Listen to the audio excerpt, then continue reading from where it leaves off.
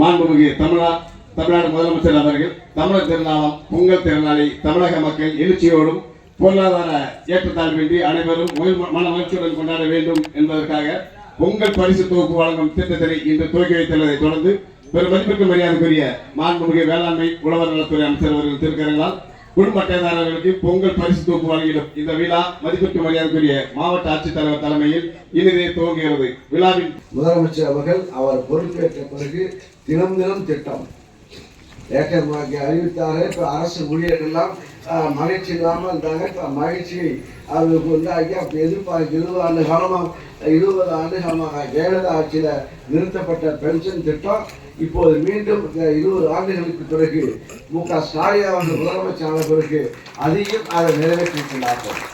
அது மற்ற குடும்ப அட்டைதாரர்களுக்கு விழா நிறைவேற்றவுடன் ரேஷன் கடை பணியாளர்கள் மூலம் உங்களுக்கு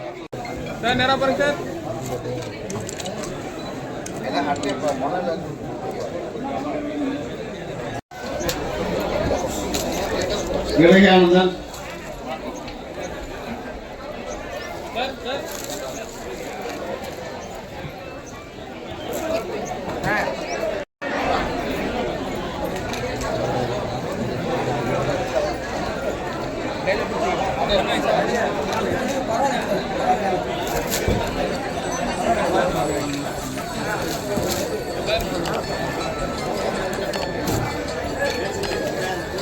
கேட்டுக்கொள்கிறேன்.